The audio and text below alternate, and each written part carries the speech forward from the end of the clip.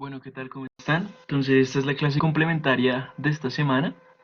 Pues de entrada les aviso, voy a dividirla en varios videos porque está un poco larga. En general, cuando hacemos esta clase presencial, siempre toma bastante tiempo porque este taller es bastante exigente matemáticamente.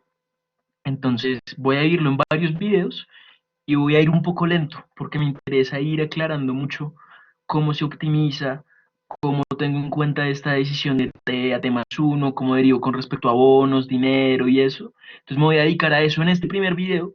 Si ustedes ya se sienten muy cracks en eso, si no creen que sea necesario ahondar en eso, pueden saltarse de una vez al segundo video. Lo que va a hacer en el segundo video, tomar esas ecuaciones que salen de la condición de primer orden y jugar con ellas para encontrar las condiciones óptimas. ¿Listo? Pero entonces, si se quieren quedar en este video, la idea es eso, es ir un poquito lento explicando muy bien cada paso, muy bien cómo se va solucionando ese Lagrange. Bueno, entonces este es el modelo de dinero en función de utilidad. Sigue un poco la idea que veníamos haciendo con el Cash in Advance. Lo central que hacíamos en el Cash in Advance era intentar responder de qué manera logro tener una demanda de dinero positiva. Lo primero que hicimos en esta segunda parte del curso fue mostrar que el RBC con dinero sencillito, sin modificarlo nada, con el modelo básico que habíamos aprendido con David Pérez, mostrar que al incluir dinero, como el dinero es un activo malísimo, como tengo esta opción de bonos que me rentan a una tasa de interés, mientras que el dinero no lo hace, entonces yo me voy todo a bonos y no tengo ninguna razón para demandar dinero.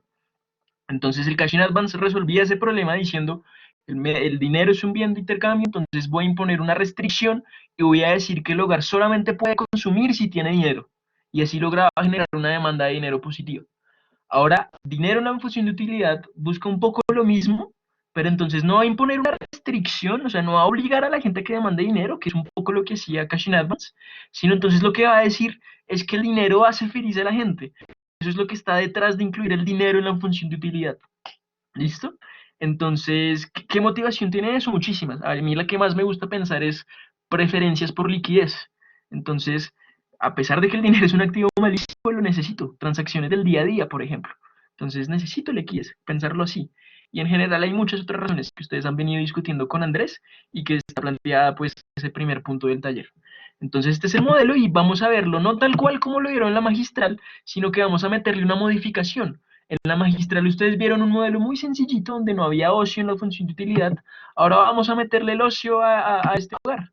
Entonces, lo que vamos a hacer es en la utilidad, además de tener consumo y además de tener los saldos reales, SM sobre P, también voy a tener ocio. ¿Listo? Entonces, antes cuando yo no tenía eso, ya tenía dos condiciones óptimas básicas. La condición consumo de dinero, que es la más importante en este modelo, y la condición de Euler, pues que es igual de importante. Pero entonces lo que vamos a hacer es, al incluir el ocio en la función de utilidad, que simultáneamente es incluir trabajo, vamos a tener dos condiciones nuevas. Vamos a tener primero la condición como trabajo, ¿listo? Y segundo, la condición dinero-trabajo. Entonces, lo que vamos a hacer en esta sesión es precisamente encontrar las dos primeras que ya la habían hecho con Andrés y se van a mantener intactas, y estas dos nuevas, y ver qué podemos decir de ellas, cómo las interpreto. Entonces, continuemos.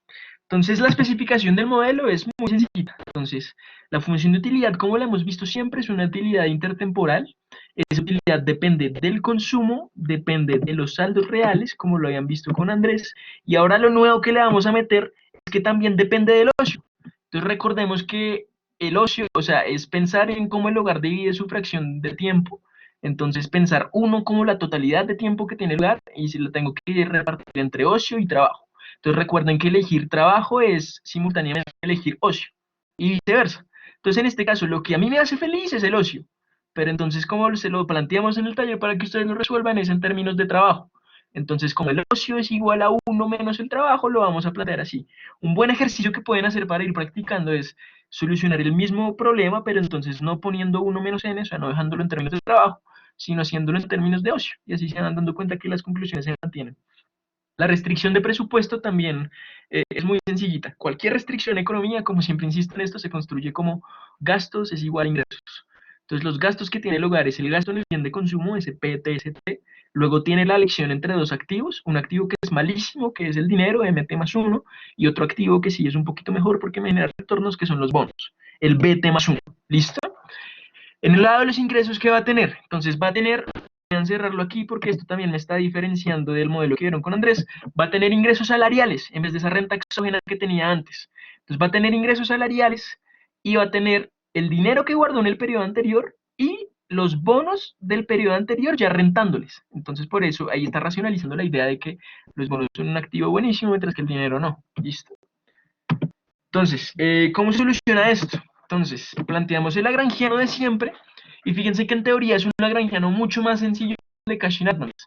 El Cashin Advance, al incluir una segunda restricción, me hacía meter dos multiplicadores y bailar con esos multiplicadores. O sea, eran más ecuaciones y era un poco más complicado.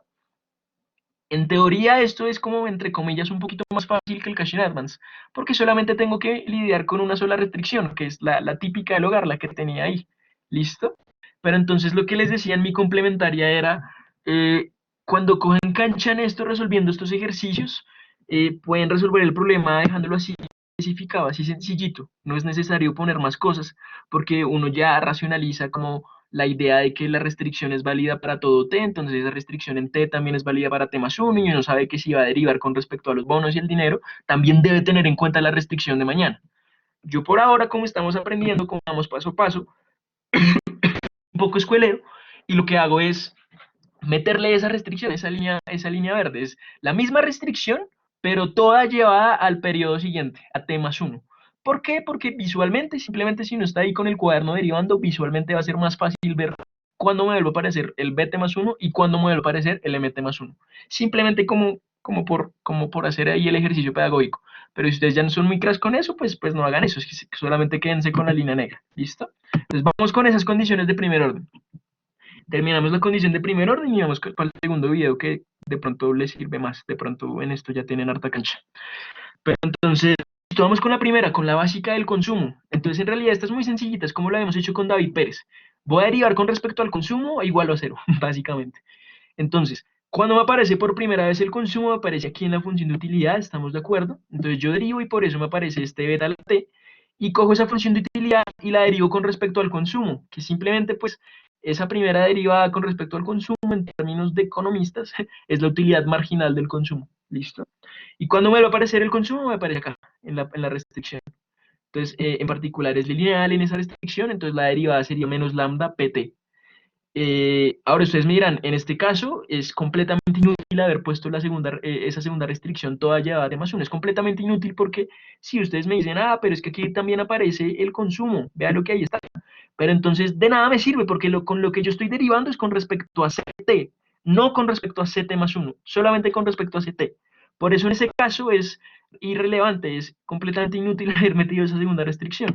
Lo mismo va a pasar con el trabajo. Entonces aquí hay un par de detalles importantes. Cuando hagan esa derivada con respecto al trabajo, entonces me aparece en la función de utilidad, por eso me aparece acá. Luego cojo la función de utilidad y la derivo respecto al trabajo, entonces la utilidad marginal del trabajo. Pero aquí un error típico que uno comete, que uno no se da cuenta es, fíjense que deben tener en cuenta la derivada interna, ese menos 1. ¿Y por qué la deben tener en cuenta? Porque ustedes están, o sea, lo que hace feliz al hogar es el ocio. O sea, el argumento ahí es el ocio. Entonces ustedes derivan primero y con respecto a eso, con respecto al argumento, pero entonces después deben tener en cuenta esa derivada interna que sería menos 1. ¿Listo? Entonces nunca se les olvide poner eso también. Y nada, el trabajo modelo aparecer aquí en esta restricción. Entonces me aparece en la primera restricción, también me aparece de forma lineal, entonces la derivada sería lambda por W y ya está. Entonces hasta ahora esas derivadas son bastante sencillas. Vamos con respecto a bonos, y aquí ya empieza a cobrar utilidad lo que me puse a hacer, de meter esa segunda restricción toda llevada a T más 1. ¿Por qué? Porque entonces yo tengo que mirar dónde me aparece el BT más 1. Aquí una aclaración importante es, de pronto se están confundiendo en este momento, es, fíjense que yo estoy derivando con respecto a BT más 1, ¿listo? Por eso lo estoy copiando acá. ¿Por qué? Porque ¿cuáles son las elecciones del hogar? El hogar en T está eligiendo los bonos de mañana y el dinero de mañana está eligiendo para T más 1. Entonces, en teoría, la derivada tiene sentido plantearla como BT más 1, como MT más 1. Sé que con Andrés, lo vi en las diapositivas, él lo hace derivando con respecto a BT y con respecto a MT. En realidad, los resultados a los que llegan son lo mismo, o sea, van a llegar a la misma ecuación idéntica, solo que es la misma ecuación, toda llevada en T, mientras que como yo lo voy a hacer, está en T más 1. Pero en realidad es lo mismo, y cuando jueguen con las ecuaciones van a llegar a las mismas las condiciones óptimas. Entonces, en realidad es lo mismo. Yo, ¿por qué lo derivo con respecto a BT más uno? Por lo que les digo, para mí tiene sentido de que si el hogar está eligiendo BT más uno los bonos de mañana, entonces voy a derivar con respecto a BT más uno. Entonces, la razón por la que lo hago así. Entonces, cuando deriven es simplemente preguntarse, ¿dónde me está apareciendo el BT más uno? Entonces, me apareció por primera vez acá. Aquí me apareció BT más uno, entonces derivo y me quedo menos lambda t. ¿Listo? Ahora vamos con otro color. Con otro color vuelvo a mirar dónde me vuelve a aparecer BT más uno. Entonces aquí ya cobro utilidad haber planteado la misma restricción en T más uno porque me apareció acá. Fíjense que aquí también hay un BT más uno. Entonces si yo no hubiera planteado esa restricción o si no me hubiera dado cuenta que esa restricción es válida para todo T, no habría tenido en cuenta esa derivada y me habría quedado mal. Fíjense que en realidad ese circulito que acabo de poner sale de acá, de donde estoy poniendo esa flechita. Es lo mismo, solo que está llevada en T más uno. Entonces también deben derivar ahí. Y cuando deriven ahí, esa derivada es asociada al multiplicador lambda T más uno. Entonces, pues por eso me queda 1 más la tasa de interés en T más uno por el multiplicador en T más uno. ¿Listo? Y lo mismo. Con el dinero pasa lo mismo. Entonces tengo que ver dónde me está apareciendo MT más uno. Entonces, me apareció por primera vez acá en esta restricción. Entonces, es muy sencillito, es lineal. Entonces, cuando haga esa derivada, me va a quedar simplemente menos lambda t, ¿cierto? Segundo, en la misma restricción, llevado un periodo hacia adelante, aquí volví a ver un mt más 1. Entonces, hago ese mt más 1 que está asociado a este multiplicador t más 1. Entonces, por eso me aparece aquí el multiplicador ya no en t, sino en t más 1. ¿Listo? Y a diferencia de los bonos, el dinero sí está en la función de utilidad. Y como sí está en la función de utilidad, también tengo que derivar ahí. Entonces, así como la restricción es válida para cualquier t, lo mismo pasa con la función de utilidad. Cuando hagan la derivada con respecto a la utilidad, no en t, sino en t más 1, les va a aparecer un mt más 1. Entonces, cuando derivan, les va a aparecer, pues, nada, el factor de descuento, no en beta latina, sino en beta t más 1. Lo mismo, la derivada de la utilidad marginal, no en mt, sino en mt más 1. Y aquí un punto clave, aquí pasa lo mismo que el trabajo. Ustedes están derivando con respecto a mt más 1, pero el argumento que está ahí en la función de utilidad es m sobre p. Entonces, cuando derivan esa utilidad en mt más 1, deben tener en cuenta la derivada interna. Entonces, como la derivada interna, o sea, como el argumento es m sobre p, la derivada interna sería 1 sobre p, ¿listo? Entonces, la derivada quedaría 1 sobre p t más 1, ¿listo? Y eso es lo que está pasando con el dinero. Entonces, qué pena si sienten que voy muy, muy lento, pero es algo que quiero dejar muy claro. Todo esto lo van a seguir usando toda su carrera. En Macro 3 lo usamos mucho también. Entonces, por eso quise detenerme aquí un poco. Y la última condición de primer orden, nunca se les olvide esto es para bajar en quizzes y para bajar en parciales. También tienen que derivar con respecto al multiplicador. Entonces, cuando derivan con respecto al multiplicador, pues les va a quedar la restricción de presupuesto, todo eso que estoy subrayando, igual a 0. Y pues toda esa expresión igual a 0 es simplemente la restricción de presupuesto en sí misma. Entonces, esa sería la quinta ecuación, que sería la restricción de presupuesto con igualdad. Y esas son nuestras condiciones de primer orden. Me detuve aquí, por eso este primer video era un poquito opcional, por si querían ahondar mucho más en eso. La idea es ahora con esas 4 ecuaciones empezar a bailar. Vamos a bailar con ellas, vamos a jugar con ellas, con ese sistema, para hallar las 4 condiciones óptimas que nos interesan. Vamos a hallar la condición consumo-trabajo, consumo-dinero, trabajo-dinero y la condición de Euler. Entonces, eso lo vamos a hacer en el siguiente video.